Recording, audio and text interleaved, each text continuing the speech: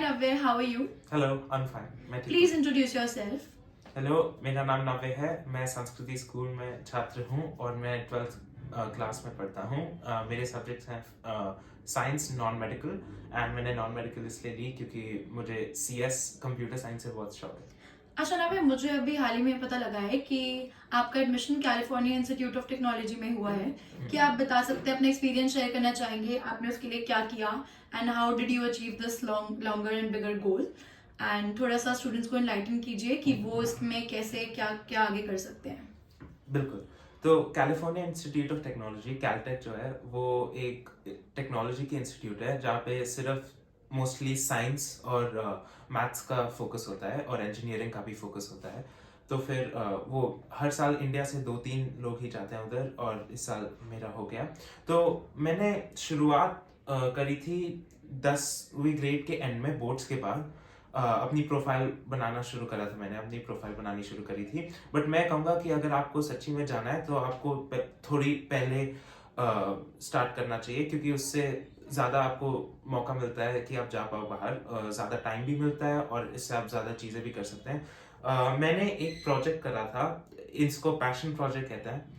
Passion project था कि मैं आर्टिफिशियल इंटेलिजेंस और ऑटोमेटिक स्पीच रिकग्निशन से, तो अगर मैं कुछ बोलूँ तो वो ट्रांसक्राइब हो जाए, उससे मैं अपनी भाषा को कैसे बचा सकूं। तो मैं पंजाबी बोलता हूँ, पंजाबी का एक डायलेक्ट कांगड़ी है, और मैंने उसके ऊपर प्रोजेक्ट करा कि कैसे अगर कोई कांगड़ी बोले तो मैं उसे रिकॉर्ड कर सकूं, क्योंकि कांगड़ी एक इंडेंजर्ड लैंग्वेज है इंडिया की, और यूनेस्को ने इसको इंडेंजर्ड लैंग्वेज बुलाया था।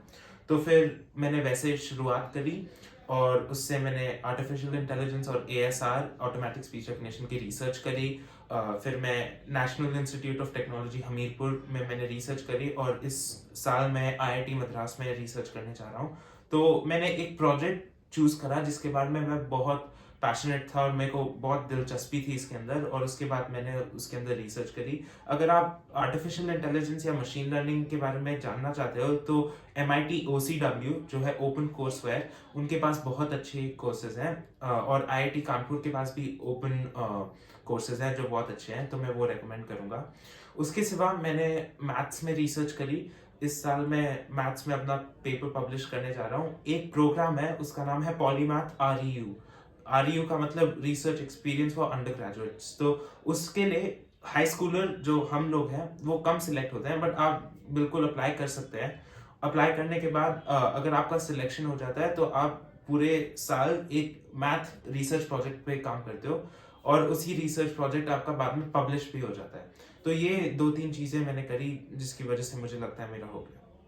Thank you Navya. और आप स्टूडेंट्स को क्या गाइड करना चाहेंगे कि कैसे उनको अपनी इस जर्नी के लिए तैयारी शुरू कर देनी चाहिए एंड कितना कंसिस्टेंटली उनको अपना परफॉर्मेंस रखना चाहिए सो दैट कि वो भी ये गोल्स अचीव कर सके?